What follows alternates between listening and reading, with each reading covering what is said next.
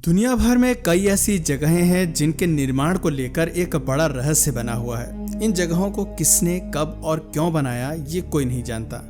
ओहायोन tie टाम्बो भी एक ऐसी ही जगह है। हिस्टोरियंस का मानना है कि इस जगह का निर्माण इंका सिविलाइजेशन के लोगों ने किया होगा, लेकिन बारीकी से रिसर्च करने पर पता चलता है कि यहाँ पर इनका साम्राज्य के दौरान लोग रहते ज़रूर थे, लेकिन इसका निर्माण हज़ारों साल पहले ही किया जा चुका था।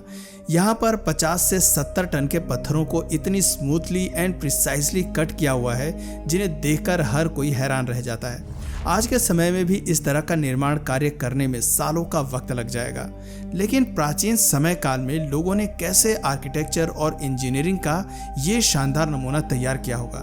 क्या प्राचीन सभ्यताओं के पास कोई एडवांस टेक्नोलॉजी रही होगी जो समय के साथ कहीं विलुप्त हो गई? इस बारे में रिसर्च आज भी जारी है।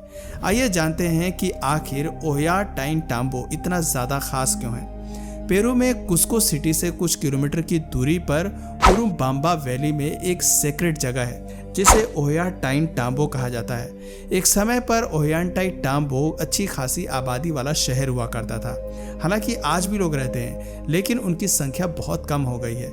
ओहायोन टाई टाम्बो में एक सन टेम्पल है जो सबसे अधिक फेमस है। इस मंदिर में जो स्टोन वर्क किया गया है वो हर किसी का ध्यान अपनी ओर आकर्षित करता है। आप भी जरा ध्यान से देखिए किस तरह से इन स्टोन्स को कट करके एक दूसरे के साथ फिट किया हुआ है। ये इतनी अच्छी तरह से फिट किए गए हैं कि बीच में कोई धागा या कागज का टुकड़ा भी नहीं डाला जा सकता।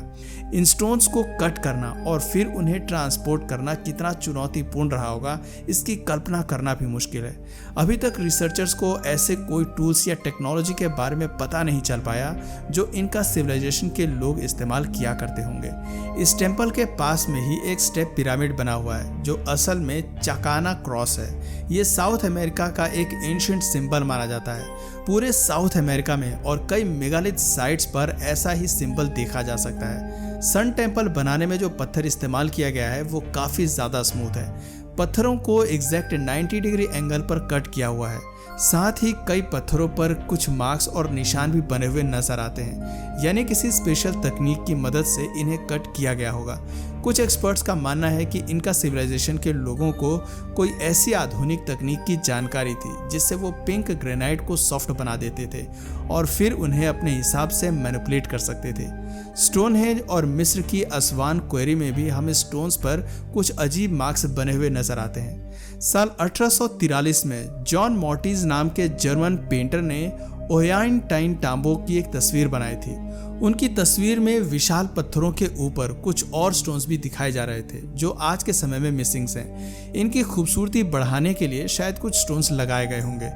एक और हैरानी की बात यह है कि ओहायोन टाई टाम्बो में जिस जगह पर यह साइट मौजूद है वहां पर साल भर में कई भूकंप आते हैं, लेकिन इतने भूकंप की मार झेलने के बावजूद ये जगह आज भी ज्यों की त्यों है। यहाँ पर कुछ स्टोन्स पर नॉब भी बने हुए नजर आते हैं। ऐसे ही नॉब हमें मिस्र, जापान और चीन जैसे कई देशों में बने मेगालिथिक स्ट्रक्चर्स पर देखने को मिलते हैं। कुछ लोगों का मानना है कि इन नॉब की मदद से ही पत्थरों को एक जगह से दूसरी जगह लेकर जाया जाता होगा, लेकिन कैसे, इसका जवाब फिलहाल किसी के पास नहीं है। अगर सन टेम्पल के बैक साइड वाले एरिया में जाएं तो वहाँ कुछ इंफीरियर स्ट्रक्चर्स देखने को मिलते हैं। ये स्टोन वर्क बहुत सिंपल है। कुछ हिस्टोरियंस के मुताबिक इनका सिविलाइजेशन के लोगों ने सिर्फ इसी पत्थर का निर्माण यहाँ पर किया था।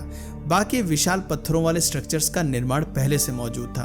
उसे ही इनका साम्राज्य के लोगों ने थोड़ा बहुत रिपेयर कर दिया था और पूरे स्ट्रक्चर्स को अपना नाम दे दिया। इनका पीपल्स ने कभी भी विशाल पत्थरों को मूव नहीं किया होगा। अगर ऐसा है तो ये रिसर्चर्स के लिए और भी हैरानी वाली बात थी, क्योंकि इससे ये बात तो साफ है कि यहाँ पर इनका साम्राज्य से पहले भी कोई आधुनिक सभ्यता जरूर रही होगी। सन टेम्पल के अलावा यहाँ पर बना गेटवे ऑफ द गॉड भी काफ़ी दिलचस्प है। इस जगह पर भी परफेक्ट ग्रेनाइट स्टोन्स देखे जा सकते हैं जो काफ़ी अच्छे से कट और फिट किए गए हैं, और गेटवे के ऊपर कुछ इंफीरियर स्ट्रक्चर्स देखने को मिलते हैं। सबसे बड़ा सवाल यही है कि आखिर इन पत्थरों को कैसे कट किया गया होगा। इनका सिविलाइजेशन के लोगों के पास सिर्फ ब्रॉन्ज टूल्स और पत्थर के हथियार थे। उनकी मदद से ग्रेनाइट ब्लॉक को कट करना वो भी इतनी सटीकता से नामुमकिन है। इन हार्ड रॉक को कट करने के लिए डायमंड जैसी किसी मटेरियल की ज़रूरत पड़ेगी। लेकिन डायमंड से भी इतनी परफेक्ट कटिंग करना आसान नहीं है। कुछ लोगों का ऐसा मानना है कि प्राचीन सभ्यता में लोग पत्थरों को पिघलाने की कला जानते थे। उन्हें पिघलाने के बाद अपनी पसंद की शेप दे दिया करते थे। इसी वजह से ये ब्लॉक्स एक दूसरे के साथ इतनी अच्छी तरह से फिट हुए नजर आते हैं। ओयान टाई तांबो में कुछ पत्थरों पर इस तरह के चाबी की शेप वाले कट नजर आते हैं। पत्थरों के अंदर किस तरह से ड्रिल करके इन्हें शेप दी गई होगी कोई नहीं जानता।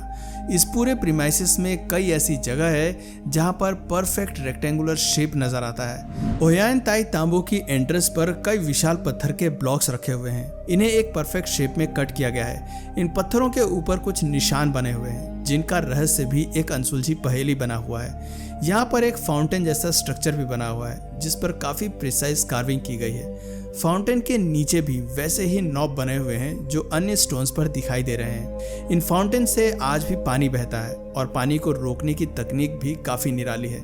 सिर्फ पानी के बीच में से एक बार उंगली फेरनी है और कुछ देर के लिए बहता पानी रुक जाएगा। टूरिस्ट को ये सब देखकर काफी हैरानी होती है और वो प्रैक्टिकली भी इसे ट्राई करते हैं। ओयान टाई तांबो की एक और खास बात थी यहाँ का वाटर सप्लाई सिस्टम। साथ ही यहाँ बने एग्रीकल्चर टेरेस भी काफी शानदार हैं। वाटर मैनेजमेंट सिस्टम को भी इस तरह से डिजाइन किया गया था कि पहाड़ों से पानी एग्रीकल्चर एरिया तक चैनल्स के जरिए पहुंच सके। इनका सिविलाइजेशन के लोग यहाँ पर बाजरा, गेहूं और आलू की खेती किया करते थे। बैक साइड में कुछ स्टोर हाउस भी बने हुए हैं जिनका इस्तेमाल एक्स्ट्रा फूड स्टोर करने के लिए किया जाता होगा। ओयान टाई तांबो के फर्श पर और दीवारों पर कुछ क्रिस क्रॉस पैटर्न्स बने हुए हैं। ऐसा लगता है जैसे किसी मशीन की वजह से ये पैटर्न्स बन गए हों या फिर किसी आरी की मदद से उन्हें बनाया गया हो। वो टेक्नोलॉजी समय के साथ कहीं विलुप्त हो गई। Wall of the living rock भी अपने आप में काफ़ी आकर्षक है। ये जगह सन टेम्पल से थोड़ी दूरी पर है। यहाँ पर साफ देखा जा सकता है कि पहाड़ों में से स्टोन्स को काटकर बाहर निकाला गया है। इन पत्थरों को सैकड़ों साल पहले न जाने कैसे बाहर निकाला गया होगा, वो भी एक परफेक्ट शेप में। कुछ जगह ऐसी है जहां 130 फीट की ऊंचाई पर चढ़कर स्टोन्स को बाहर निकाला गया है। एक बारी को मान भी लिया जाए कि प्राचीन लोगों के पास कोई स्पेशल कटिंग टूल्स होंगे, लेकिन उन्हें दूसरी जगह तक कैसे ट्रांसपोर्ट किया गया होगा, ये दूसरा सवाल आकर खड़ा हो जाता है। पहाड़ों से सन टेम्पल वाले एरिया तक स्टोन्स को ट्रांसपोर्ट करने का कोई रास्ता बना हुआ नजर नहीं आता, और अगर उन्हें ऊंचाई से नीचे गिराया गया होता तो यकीनन उनमें क्रैक्स आ जाते या फिर उनके कॉर्नर्स टूट जाते। लेकिन सभी पत्थरों के कॉर्नर्स बिल्कुल स्मूथ नजर आते हैं। इनका साम्राज्य के राजा पाचाकुटी के समय ओयान टाई तांबो एक प्रमुख केंद्र रहा था। आक्रमणकारियों से बचने के लिए इनका पीपल्स इस जगह का इस्तेमाल किया करते थे। कई बार स्पेनिश आक्रमणकारियों ने इनका साम्राज्य पर हमला किया। साल 1537 में एक स्पेनिश कॉन्क्वेस्टाडोर और इनका साम्राज्य के बीच एक बड़ा युद्ध हुआ, जिसके बाद इनका साम्राज्य का पतन हो गया। दोस्तों, आज भी कुछ लोगों का ऐसा मानना है कि ओयान टाई तांबो को इनका सिविलाइजेशन के लोगों ने नहीं बसाया था, बल्कि ये जगह करीब 12,000 साल पुरानी है। यानी हजारों साल पहले मानव सभ्यता इतनी उन्नत और आधुनिक थी कि वो इस तरह के आर्किटेक्चरल नमूने का निर्माण करने में सक्षम थी। क्या उन लोगों के पास कोई एडवांस टेक्नोलॉजी और मशीनरी थी या फिर दूसरे ग्रह के लोगों ने उनकी मदद की होगी? ये कुछ ऐसे सवाल हैं जो इतिहास में समय के साथ कहीं दफन हो गए। इन सवालों का जवाब कभी मिल पाएगा या नहीं, ये भी कहना मुश्किल है। आज ओयान टाई तांबो एक फेमस टूरिस्ट डेस्टिनेशन बन गया है। पेरू घूमने जाने वाले लोग इस जगह को भी अपनी विश लिस्ट में जरूर शामिल करते हैं। अगर आपको कभी पेरू जाने का मौका मिले तो ओयान टाई तांबो की सैर करना भूलना मत। दोस्तों, आपको क्या लगता है, क्या ये किसी एंशिएंट सिविलाइजेशन का कमाल था या ये दूसरे ग्रह के प्राणियों ने बनाया है? नीचे कमेंट सेक्शन में अपनी राय जरूर बताइए।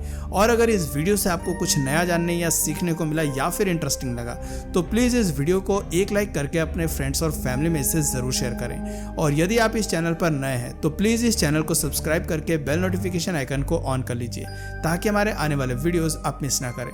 मिलते हैं फिर किसी वीडियो में नए टॉपिक के साथ, तब तक के लिए नमस्कार।